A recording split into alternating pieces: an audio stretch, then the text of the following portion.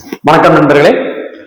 இன்றைய பதிவில் நம்ம பார்க்கக்கூடியது பாத்தீங்கன்னா ஏழரைச்சனி, அஷ்டமச்சனி, கண்டகச்சனி, அர்த்தாஷ்டமச்சனி இதை பற்றிய ஒரு விளக்கத்தை பார்த்துருவோம். பொதுவாக பாத்தீங்கன்னாங்க, ஒரு ஜாதகத்துல ஜென்ம ராசிக்கு 12வது ராசியில சனி வரும் பொழுது அது பாத்தீங்கன்னு சொன்னோம்னா விரயச்சனின்னு சொல்லி சொல்றோம். ஜென்ம ராசியிலேயே சனி வரும் பொழுது அதை ஜென்மச்சனின்னு சொல்லி சொல்றோம். ஜென்ம ராசிக்கு 2வது வீட்டுல சனி வரும்போது அதை குடும்பச்சனின்னு சொல்லி சொல்லுவோம். அதே மாதிரி வாக்குச்சனின்னு சொல்லுவோம். அதே மாதிரி ஒருவருடைய ஜென்ம ராசிக்கு 4வது ராசியில சனி வரும் பொழுது அர்த்தாஷ்டம சனின்னு சொல்லி சொல்லுவோம். ஜென்ம ராசிக்கு 7வது ராசியில சனி வரும் பொழுது அதைய கண்டக சனின்னு சொல்லி சொல்லுவோம். ஜென்ம ராசிக்கு 8வது வீட்டுல சனி வரும்போது அதையே அஷ்டமச்சனின்னு சொல்லி சொல்லுவோம். சரி, இதுக்குண்டான பலன்களை இப்போ பார்க்கலாம். பொதுவாங்க ஜென்ம ராசிக்கு 12வது ராசியில சனி வரும் பொழுது அந்த வீட்டுல 12வது வீட்டுல ராகுவோ, கேதுவோ, செவ்வாயோ, சூரியனோ இருந்துன்னு சொன்னா கண்டிப்பாக அந்த ஜாதகருக்கு பாத்தீங்கன்னா இந்த விரயச்சனி பாத்தீங்கன்னு சொன்னோம்னா அதிகமான துன்பங்களை கொடுக்குங்க. அதாவது பொருள் விரயத்தை கொடுக்கும், உடல்நல பாதிப்பை கொடுக்கும், விபத்தை கொடுக்கும், அதே மாதிரி எதிர்பாராத துன்பங்களையும் கொடுக்கும், நிம்மதியான தூக்கத்தை கொடுக்காதுங்க. இது 12வது வீட்டுல சனி வரும் பொழுது. அதே மாதிரி அந்த 12வது வீட்டுல சனிக்கு நட்பு கிரகங்களான குரு, சுக்கிரன், புதன் இந்த கிரகங்கள் இருந்துன்னு சொன்னா கண்டிப்பாக அவருக்கு கெடுபலன் நடக்காதுங்க. இது நல்லா ஞாபகம் வச்சுக்கோங்க. ஏழரை சனியில யோகமான பொருள் கிடைக்கக்கூடிய அமைப்பு இருக்கிறவங்களும் இருக்காங்க. இருக்கிற பொருளை பூரா விட்டு போட்டு நஷ்டத்துல இருக்கக்கூடியவங்களும் இருக்காங்க. யாருக்கு இந்த விரயச்சனி கெடுதல் பண்ணும் பண்ணாது அப்படிங்கிறத தெளிவா இதுல உங்களுக்கு சொல்லியிருக்கேன். பொதுவா சனியினுடைய நட்பு கிரகங்கள் 12வது வீட்டுல இருந்துன்னு சொன்னா அவங்களுக்கு விரயச்சனியினால பாதிப்பு வராது. சனியினுடைய பகை கிரகங்கள் சந்திரனுக்கு 12வது வீட்டுல இருந்து விரயச்சனி நடக்கும்போது கடுமையான துன்பத்துக்கு ஆளாவாங்க. அதே மாதிரி அடுத்தது ஜென்மச்சனியை பார்ப்போம். ஒருவருடைய ஜென்ம ராசியில சூரியன், செவ்வாய், ராகு, கேது இந்த கிரகங்கள் எல்லாம் இருந்துன்னு சொன்னாங்க கண்டிப்பாக அவருக்கு ஜென்மச்சனி வரும்போது மன நிம்மதி சுத்தமா போயிருங்க. சைக்காலஜிக்கலா ப்ராப்ளம் ஆகுங்க. அதாவது மன நிம்மதி போய் மனநோய்க்கு ஆளாகக்கூடிய தன்மை அவங்களுக்கு வருங்க. கண்டிப்பாக அந்த இடத்துல சனி, ராகு, கேது, சூரியன், செவ்வாய் இருக்கக்கூடாதுங்க. அப்படி இருந்துன்னு சொன்னா கெட்ட பலன்கள் ரொம்ப அதிகமா நடக்குங்க. மன நிம்மதி சுத்தமாக போயிடும். அதே மாதிரி உடல்நலம் பாதிப்புக்கு உள்ளாகுங்க. தெளிவான மனநிலையில இருக்க முடியாது. எப்ப பார்த்தாலும் ஒரு டென்ஷன்லயே இருப்பாங்க. படபடப்பு, சோம்பேறித்தனம், மந்த குணம், யாரையுமே பிடிக்காம இருக்கிறது, தனிமை விரும்பிகளா இருப்பாங்க. இது எல்லாமே பாத்தீங்கன்னு சொன்னோம்னா ஜென்மச்சனியில இந்த சூரிய சனியினுடைய பகை கிரகங்கள் இருக்கும் பொழுது இந்த பலனாவே நடக்குங்க. அதே மாதிரி ஜென்ம ராசியில சனியினுடைய நட்பு கிரகங்களான குரு, சுக்கிரன், புதன் இந்த கிரகங்கள் இருந்து அவருக்கு ஜென்மச்சனி நடக்கும் பொழுது கண்டிப்பாக அவருக்கு கெடுபலன் நடக்காதுங்க.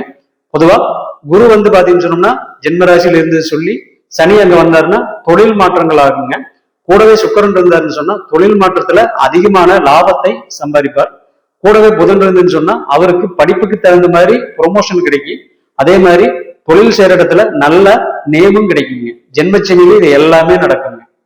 ஜென்மச்சனி எல்லாருக்கும் கெடுதல் பண்ணாது அப்படிங்கிறத நல்லா ஞாபகம் வச்சுக்கோங்க. அதே மாதிரி அடுத்ததா வாக்குச்சனி அல்லது குடும்பச்சனி பத்தி பார்க்க போறோம். பொதுவா ஒருவருடைய ஜென்ம ராசிக்கு 2வது வீட்டுல சனி, ராகு, கேது, சூரியன், செவ்வாய் இந்த 4 கிரகங்களும் இருக்கக்கூடாதுங்க. அப்படி இருந்து அவருக்கு குடும்பச்சனி நடக்கும்போது குடும்பத்துக்குள்ள ஒரு ஒற்றுமையா இல்லாம போயிருங்க. எதை பேசினாலும் சண்டை, சச்சரவு, பிரச்சனைகள் இது எல்லாமே வருங்க. கணவன் மனைவிக்குள்ள ஒற்றுமை போயிரு. அதே மாதிரி பொருளாதார ரீதியா ரொம்ப தடங்களாகுங்க. குடும்பத்துள்ள மன நிம்மதி இல்லாம எப்பவுமே போராட்டமும் பிரச்சனைகளாமே இருந்துட்டு இருக்குங்க. அதே மாதிரி அவர் வாயை திறந்தாலே பாத்தீங்கன்னு சொன்னோம்னா சண்டை தான் வரும். அதனால இந்த குடும்பச்சனியில சூரியன் செவ்வாய் ராகு கேது சனி இருந்து நடக்கும் பொழுது மிகவும் துன்பமான பலன்களாகவே அவங்களுக்கு நடக்குங்க. அதே மாதிரி அந்த குடும்பச்சனி நடக்கும் பொழுது ராசிக்கு 2வது வீட்டுல குரு சுக்கிரன் புதன் இருந்ததுன்னு சொன்னா கண்டிப்பாக அந்த குடும்பச்சனி நடக்கும்போது அவருக்கு எந்த விதமான பிரச்சனையுமே வராதுங்க. பொருளாதார ரீதியான முன்னேற்றம் இருக்கு. குடும்பத்துக்குள்ள வந்து பாத்தீங்கன்னு சொன்னோம்னா எப்பவுமே சந்தோஷமான மனநிலை இருக்கு. பொருளாதார தேவைகள் அவங்களுக்கு என்ன வேணுமோ அது கண்டிப்பாக கிடைச்சிட்டே இருக்கு. அதே மாதிரி பெரியவங்கனால அவங்களுக்கு எப்பவுமே சந்தோஷம் கிடைச்சிட்டே இருக்கு. கணவன் மனைவிக்குள்ள ஒற்றுமை ரொம்பவே நல்லா இருக்குங்க. அப்போ இந்த 7.5 சனி அப்படிங்கிறது வந்து எல்லோருக்குமே கெடுதல் பண்றது இல்லை அப்படிங்கிறத சொல்லி நல்லா ஞாபகம் வச்சுக்கோங்க. யோகத்தை கொடுக்கிற 7.5 சனியும் இருக்கு, ரொம்பவும் கெடுதலான பலன்களை கொடுக்கக்கூடிய 7.5 சனியும் இருக்கு. அந்த சனி வரக்கூடிய 3 ராசியிலுமே சனியுடைய நட்பு கிரகங்களான குரு சுக்கிரன் புதன் இருந்துன்னு சொன்னா கண்டிப்பாக யோக பலன்களாக நடக்கும் 7.5 சனியில அவருக்கு. அதே மாதிரி சனி ராகு கேது சூரியன் மற்றும் செவ்வாய் இருந்துன்னு சொன்னா கண்டிப்பாக 7.5 சனி காலத்துல அவரு படாத பாடு படித்து எடுத்துருங்க.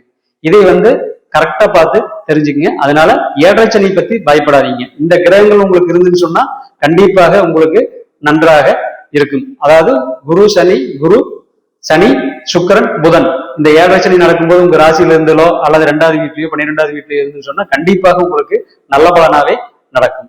இதை வந்து ஞாபகத்துல வச்சுக்கோங்க. அதே மாதிரி சனிக்கு 4வது வீடு சனி வரும் பொழுது அதை வந்து அர்த்தாஷ்டம சனின்னு சொல்லி சொல்லுவாங்க. பொதுவா அர்த்தாஷ்டம் அப்படின்னு சொன்னா அஷ்டமச்சனியில பாதி, அஷ்டமச்சனின்னு சொன்னா சந்திரனுக்கு 8வது வீடு, அதுல பாதி அப்படிங்கிறது வந்து அர்த்தாஷ்டம். அதாவது வந்து சந்திரனுக்கு 4வது வீட்டுல சனி வர்றது அர்த்தாஷ்டம சனின்னு சொல்லி சொல்லுவாங்க. சந்திரனுக்கு 4வது வீடு பொதுவாகவே நம்மளுடைய மனசை குறிக்குங்க. அதே மாதிரி தாயாரை குறிக்கும், சொந்த பந்தங்களை குறிக்கும், உறவுகளை குறிக்கும். அதே மாதிரி உங்களுடைய மனசை குறிக்குங்க. அப்போ பொதுவா ஜென்மராசிக்கு 4வது வீட்டுல சனி வரும் பொழுது கோச்சாரத்துல தாயாருக்கு உடல்நலம் பாதிப்பாகுங்க. தாய் வழி உறவுகள் பகையாதவங்க, மன நிம்மதி போயிடும், எந்த முடிவுமே தெளிவா எடுக்க முடியாது, இனம் புரியாத பயங்களும் குழப்பங்களும் தயக்கங்களும் ஏமாற்றங்களும் உடம்பு பாதிப்பும் இருந்து கொண்டே இருக்குங்க. இது எல்லாமே எப்ப இருக்குன்னு கேட்டீங்கன்னா அந்த 4வது வீட்டுல சந்திரனுக்கு 4வது வீட்டுல சனி ராகு கேது சூரியன் மற்றும் செவ்வாய் இருந்துன்னு சொன்னா இந்த பலன்கள் கண்டிப்பாக உங்களுக்கு நடக்குங்க. அதே மாதிரி உங்களுடைய ஜென்மராசிக்கு 4வது வீட்டுல சனி சுக்கிரன், அதாவது வந்து தனித்த சனி இருக்கக்கூடாதுங்க. என்னைக்குமே கூட வந்து சுக்கிரன் இருக்கலாம், இல்லைன்னா புதன் இருக்கலாம், இல்லைன்னா குரு இருக்கலாம். எப்பவுமே தனித்த சனி சந்திரனுக்கு 4வது வீட்டுல ஆகாது. அதே மாதிரி குரு தனியா இருக்கலாம், சுக்கிரன் தனியா இருக்கலாம், புதனும் தனியாக இருக்கலாம். அப்படி இருந்து ஒருத்தருக்கு வந்து பாத்தீங்கன்னா அர்த்தாஷ்டம சனி நடக்கும் பொழுது கண்டிப்பாக அவர் வந்து பாத்தீங்கன்னு சொன்னோம்னா சொத்து வாங்குவாருங்க, வாகனம் வாங்குவாரு, தாயாருக்கு உடல்நலம் முன்னேற்றம் ஆகும், சொந்த பந்தங்களுடைய சேர்க்கை என்னைக்குமே கிடைக்கும், குடும்பத்துக்குள்ள ஒற்றுமை நல்லா இருக்கும், வண்டி வாங்குவாரு, சுப செலவுகளா செஞ்சுட்டு இருப்பாரு, வீட்டுக்கு தேவையான அத்தனை பொருட்களையும் அவர் வந்து வாங்குவாருங்க.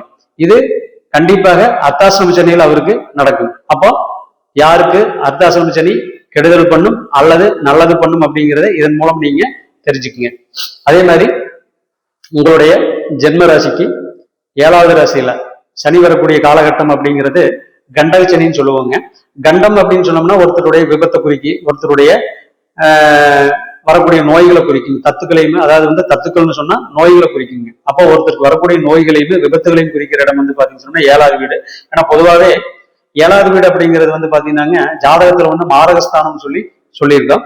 8வது வீடு ஆயுள் ஸ்தானம், அதுக்கு விரயஸ்தானமான 7வது வீடு அப்படிங்கிறது வந்து மாரகஸ்தானம் சொல்றோம். அப்போ அந்த 7வது வீட்டுல சனி வரும்பொழுது அந்த வீட்டுல அந்த சனி வரக்கூடிய சந்திரனுக்கு 7வது வீட்டுல சனி ராகு கேது சூரியன் மற்றும் செவ்வாய் இந்த கிரகங்கள் இருந்துன்னு சொன்னா கண்டிப்பாக அவருக்கு மாரகத்துக்கு ஒப்பான கண்டங்கள் நடக்குங்க. வாகனத்துல விபத்தாகுங்க, மனைவி கூட கருத்து வேறுபாடு வரும், மனைவி கூட பிரிவினைகள் ஆகு, யாராரு கூட எல்லாம் பழகிறாரோ அந்த ஃப்ரெண்ட்ஸுகள் எல்லாமே இவருக்கு ஆப்போசிட் ஆவாங்க. அதே மாதிரி வேலை செய்யறவங்க கொஞ்சம் கூட மன நிம்மதி இல்லாம போகுங்க. இது எல்லாமே அவருக்கு கண்டகச்சனி நடக்கும்போது நடக்குங்க. அதே மாதிரி அந்த ஜென்மராசிக்கு 7வது ராசியில சுக்கிரன் குரு புதன் தனியாக இருந்தாலோ அல்லது சனியோட சேர்ந்து இருக்கும் பொழுது கண்டிப்பாக அவருக்கு 7வது வீட்டுல வரும் பொழுது தூரதேச பிரயாணத்தினால அவருக்கு வந்து லாபம் கிடைக்குங்க. அதே மாதிரி மனைவியினால் அவருக்கு வருமானமாகுங்க. அதே மாதிரி கூட்டு தொழில்னால லாபமாக யார் யார் கூட எல்லாம் பழகுறாங்களோ அவங்கனால எல்லாமே இவருக்கு வந்து யோகத்தை கொடுக்குங்க. ரொம்ப நல்ல நிலைக்கு இவருக்கு உயர்த்தி விடுங்க. சொந்த தொழில் செய்யறவரா இருந்தாருன்னா கண்டிப்பாக செய்தொழில் முன்னேற்றம் நன்றாக இருக்குங்க அவருக்கு. இது வந்து அந்த கண்டகச்சனியில சுபகிரகங்கள் இருந்தா சுபபலனும் பாவகிரகங்கள் இருந்தா பாவபலனும் நடக்குங்க. அதே மாதிரி அடுத்தது வந்து அஷ்டமத்து சனியை பார்க்கலாம். பொதுவா அஷ்டமத்து சனி அப்படிங்கிறது வந்து சந்திரனுக்கு 8வது வீட்டுல சனி வந்து வர்றது வந்து பாத்தீங்கன்னு சொன்னா அஷ்டமத்து சனின்னு சொல்லி சொல்லுவோம். ஒருவருக்கு அஷ்டம சனி நடக்கும் பொழுது அந்த அஷ்டமத்தில் இருக்கக்கூடிய சனி வந்து பாத்தீங்கன்னாங்க அவருடைய ராசிக்கு 2வது வீட்டை பார்ப்பாருங்க. அதே மாதிரி வந்து அவருக்கு வந்து 10வது வீட்டை 3ஆம் பார்வையில சனி பார்ப்பாரு.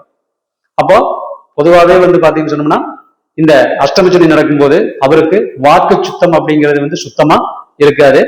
அதே மாதிரி செய்யற தொழில வந்து தப்பா பண்ணுவாரு. அதே மாதிரி செய்யற தொழில வந்து கெட்ட பேர் எடுப்பாரு. இன்னொன்னு அந்த சனி வந்து பாத்தீங்கன்னு சொன்னோம்னா 10ஆம் பார்வையை 4வது வீட்டை பார்க்கணும். பொதுவா 4வது வீடு அப்படிங்கிறது வந்து ஒருத்தருடைய மனசு குறிக்கக்கூடிய இடம். அப்போ 10ஆம் பார்வையில சனி 4வது வீட்டை பார்க்கறதுனால கண்டிப்பாக மன நிம்மதி போயிடும். தாயாருக்கு உடல் பாதிப்புகள் வரும். உறவுகளுடைய உறவுகளுக்குள்ள ஒற்றுமை இருக்காது.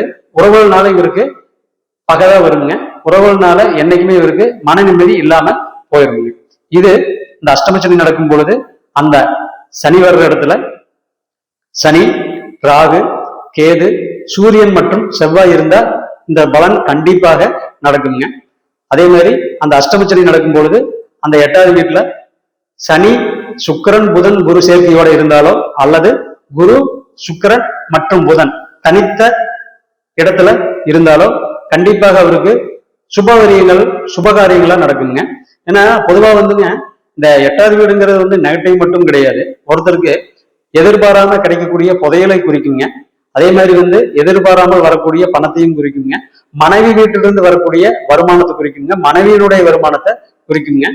அதே மாதிரி வந்து எல்ஐசி, அதே மாதிரி வந்து பாத்தீங்கன்னு சொன்னோம்னா புரோக்கரேஜ் மூலியம் கிடைக்கக்கூடிய வருமானம், அதே மாதிரி வந்து பாத்தீங்கன்னு சொன்னோம்னா மியூச்சுவல் ஃபண்ட்ல இருக்கக்கூடிய வருமானம், இது எல்லாமே வந்து பாத்தீங்கன்னு சொன்னோம்னா 8வது வீடு குறிக்குங்க. அப்போ இந்த 8வது வீட்டுல அஷ்டமச்சனி நடக்கும்போது கூடவே குரு, சுக்கிரன், புதன் இருந்தா எல்லா விதமான சுபகாரியங்களும் அவருக்கு நடக்கும்.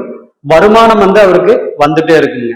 அப்ப இதுக்கு நம்மளுக்கு என்ன தெரியுதுன்னு கேட்டீங்கன்னாங்க ஒருத்தருக்கு 7ரை சனியினால துன்பம் மட்டுமே நடக்காது, யோகமும் நடக்கிறதுக்கு கண்டிப்பாக வாய்ப்பு உண்டு. எனவே 7ரை சனி வச்சு ஒருத்தருக்கு பயத்தை உண்டு பண்ணாதீங்க தயவு செய்து.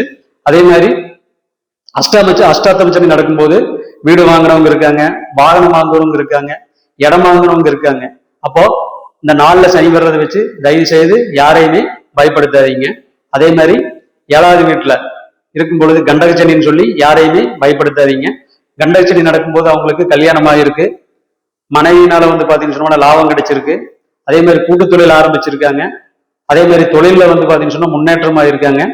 நண்பர்களால ஆதாயம் அடைஞ்சிருக்காங்க. அப்போ கண்டகச்சனி நடக்குதுன்னு சொல்லி ஒருத்தரை தயவு செய்து பயப்படுத்தாதீங்க. அதே மாதிரி அஷ்டமச்சனி நடக்கும்போது கண்டிப்பாக ஒருத்தருக்கு வந்து பாத்தீங்கன்னு சொன்னோம்னா மனைவி வீட்டுல இருந்து நிறைய சொத்து கிடைச்சிருக்கு.